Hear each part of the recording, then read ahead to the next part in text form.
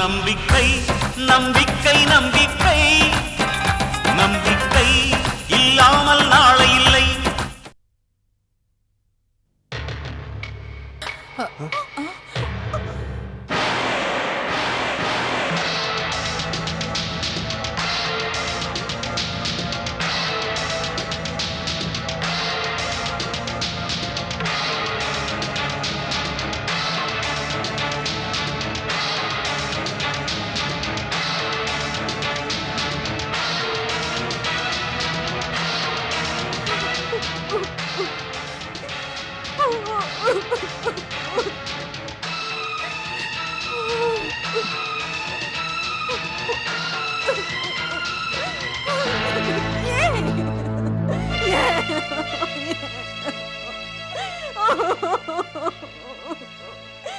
எப்படி பண்ணீங்க?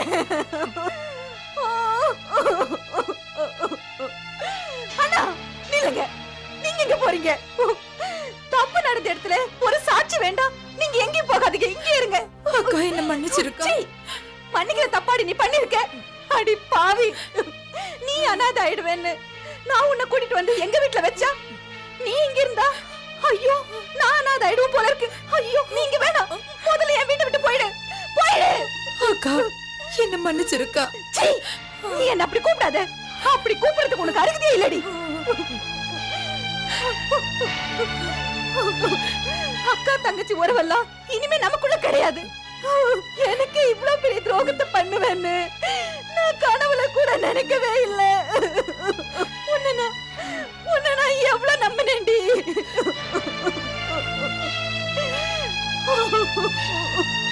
என்ன மன்னிச்சிருக்கா? இனிமே இப்படி இல்ல. வேண்டாம், என் வாழ்க்கையில நான் ஒரு தடவை ஏமாந்தது போதும். நீ முதல்ல உன் பெட்டி படிக்கலாம் எடுத்துக்கிட்டு இங்க இருந்து போறே. இங்க போயிடு. அண்ணா இவ்வளவு போ சொல்லுங்க இங்க இருந்து. இல்லன்னா இங்க ஒரு கொலையே நடக்கும். போடிக்கிறது.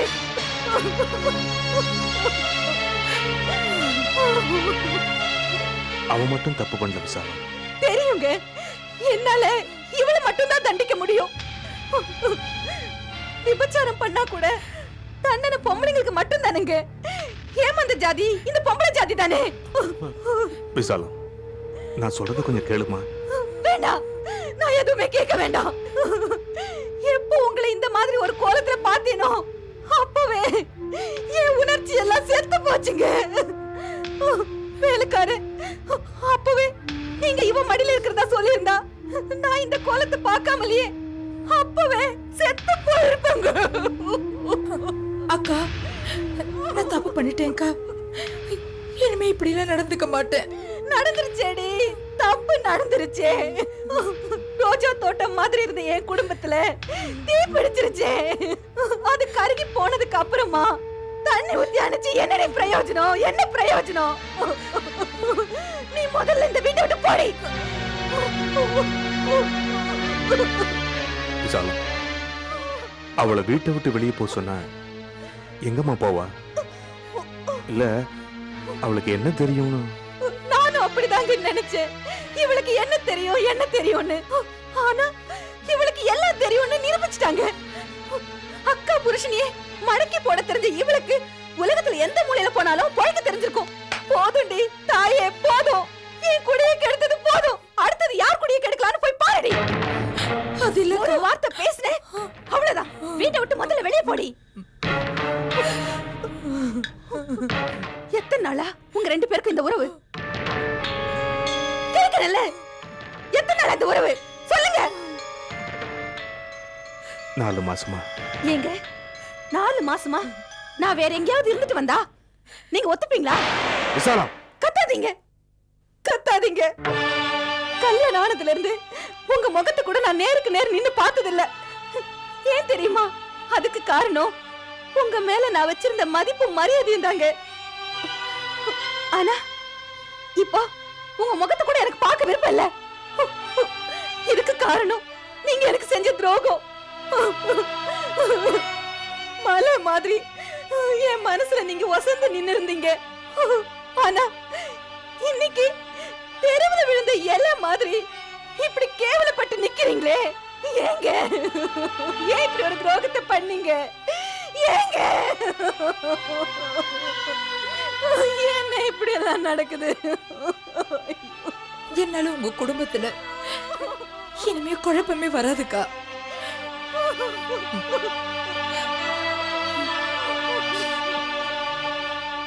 நான் போறேன்.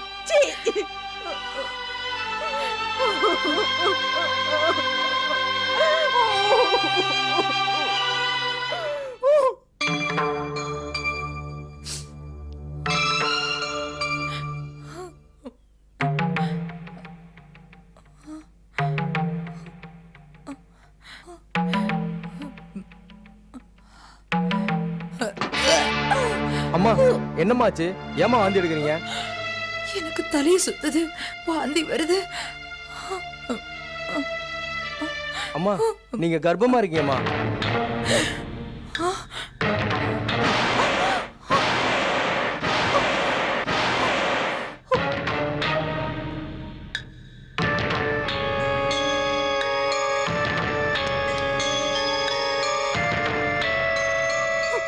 சிந்தாமணி நில்லு.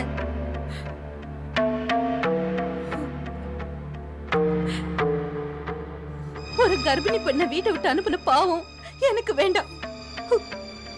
உன்னை நான் என் தங்கச்சியா ஏத்துக்கலனாலும் தாயாக போற பொண்ணு வீட்டை விட்டு அனுப்ப எனக்கு மனசு வரல. கொஞ்சம் இரு.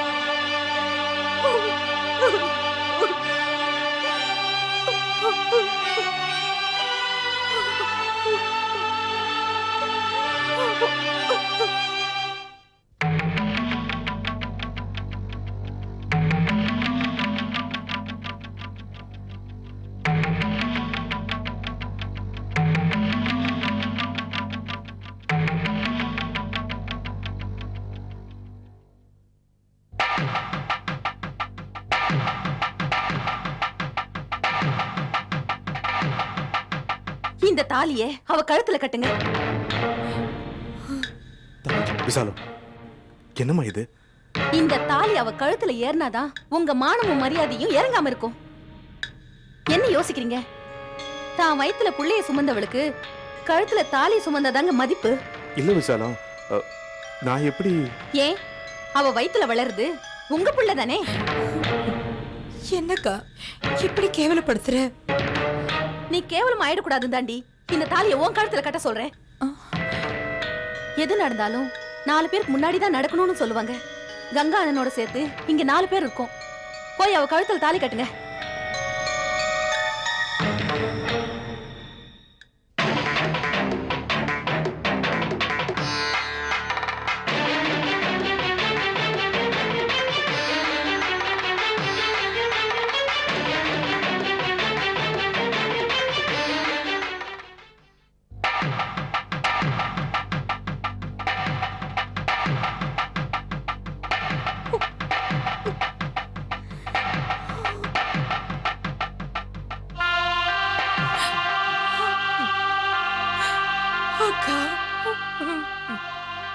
எழுந்து. நீ என் தங்கச்சிங்கிறதுனால நான் இந்த காரியம் செய்யல. ஒரு பொண்ணு கழுத்துல தாலி இல்லாம இருக்கலாம், ஆனா ஒரு கர்ப்பிணி பொண்ணு கழுத்துல தாலி இல்லாம இருந்தா அதுக்கு அர்த்தமே வேறடி. அக்கா, இந்த வீட்ல ஏதாவது ஒரு மூலையில நான் முடங்கிக்கிறேன். எனக்கு வேற எந்த உரிமையும் வேண்டாம்.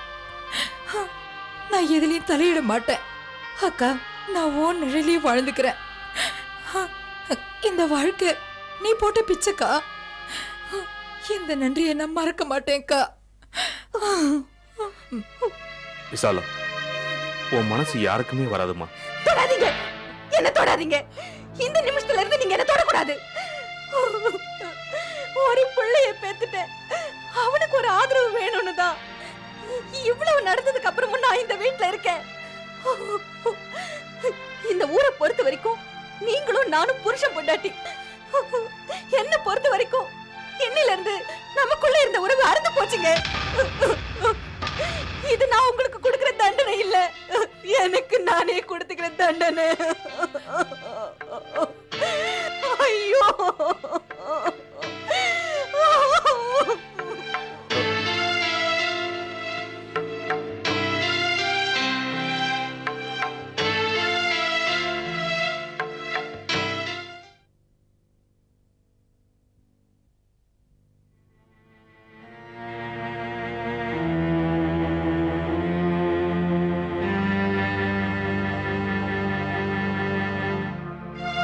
விசாலம், விசாலம்.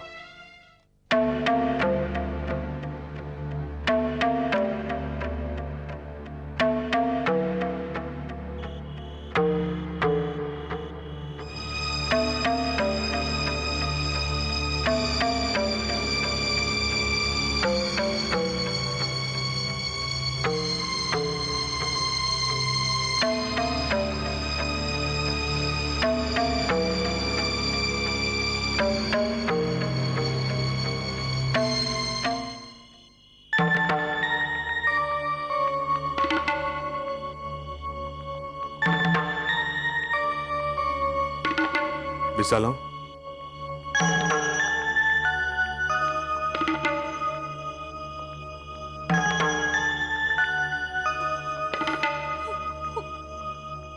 என்ன விசாலம் இங்க வந்து உட்கார்ந்திருக்க? உன்னை நான் எங்கெல்லாம் தேடிக்கிட்டு இருக்கேன் தெரியுமா?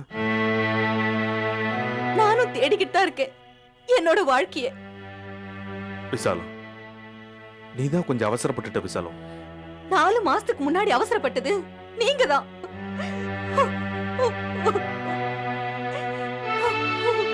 சரி விசாலம், இந்த இருட்டுல ஏன் தனியா உட்கார்ந்துகிட்டு இருக்க?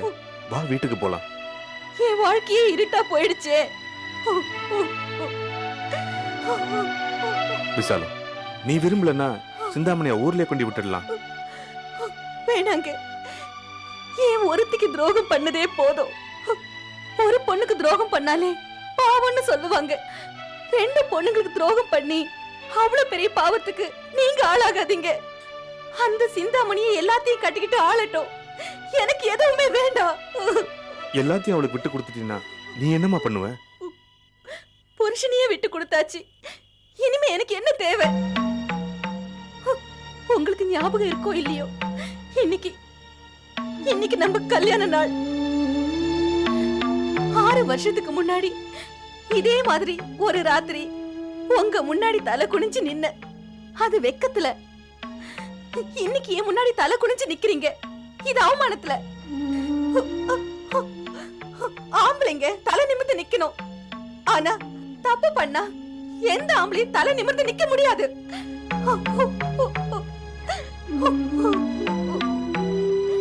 விசாலம், எதுவா இருந்தாலும் வீட்டுல போய் பேசிக்கலாம், கிளம்புமா.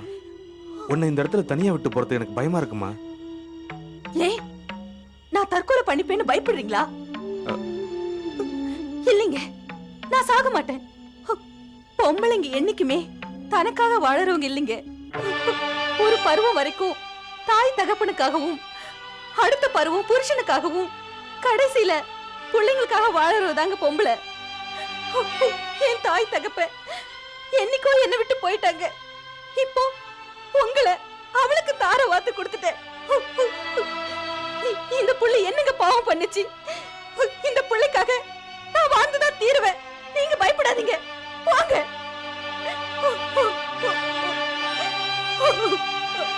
போங்க, தயவு செஞ்சு போங்க, போங்க.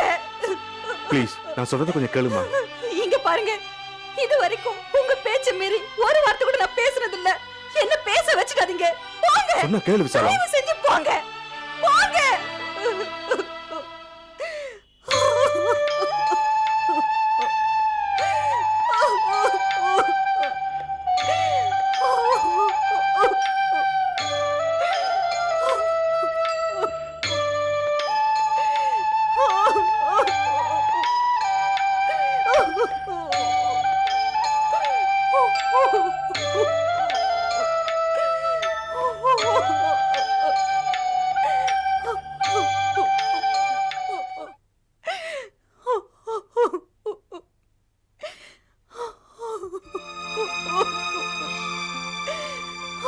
அந்த சிந்தாமணி வாழ்க்கையில யாருமே இல்லாம தவிக்க கூடாதுன்னு நான் அவளை கூட்டிட்டு வந்து என் வீட்டுல அவளை தங்க வச்சேன்.